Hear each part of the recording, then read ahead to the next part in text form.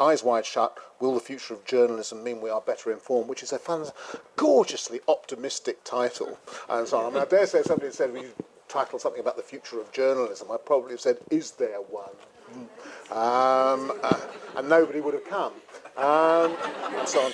As it is, I see that we are better represented in the future of journalism here than we are in the past of journalism by some considerable way. And it's very good to see that, and I'm already feeling mildly encouraged. So I'll see whether the panel manages to keep me optimistic or actually take me into new depths of pessimism.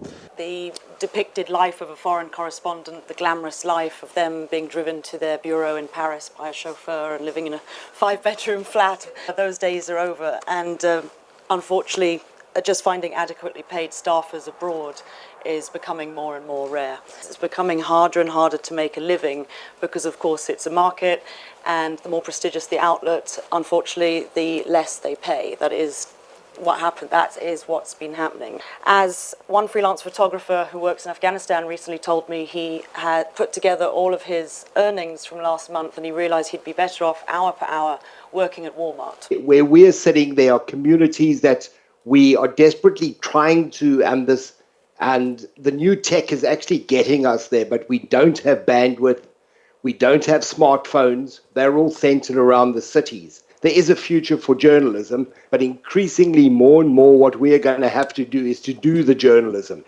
Because with all these voices that are out there, we're going to have to sort the news from the noise. The mainstream media in South Africa and in Africa largely is not investing.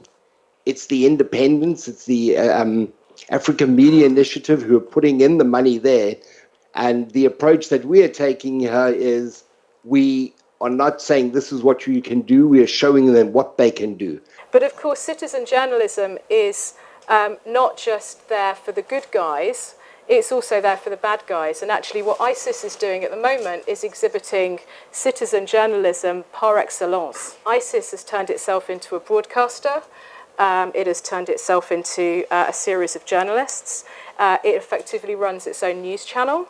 Via many other platforms. It has become a publisher and it has become a commissioning editor. Either you say everything's journalism and any expression in the public space is journalism and everybody's a journalist. If they manage to put something on YouTube or send somebody and publish something, we're all journalists now. I personally take a narrower view of journalism, but there's something about journalism which is about independent scrutiny, and there's something about the kind of public interest responsibility of journalism, and there are real skills in that which not everybody has. And therefore I personally don't like the term citizen journalism, because I think most people who are uploading pictures aren't doing it and thinking of themselves. Some of them are thinking of themselves, I'm going to be a journalist now, fine. A lot of them have just seen something and want to share it. Yeah, well, I agree. I mean, citizen journalism, citizen reporting has its merits, but on the whole, I think it needs to be taken with caution. It's also contributed, perhaps, to the decrease in money available and also job positions for foreign correspondents. Even though there is this flow of unchecked content and it is quite irritating and very noisy, that the same rules apply as have always applied. And I think a lot of people are not understanding that or thinking that through, that if you're a good journalist, you live by certain principles, you've been trained a certain way to think objectively, to have freedom of bias, to present, a nuanced view of events. And I think that can apply to social media as well, but it's the same rules as it was 100 years ago when you were a journalist.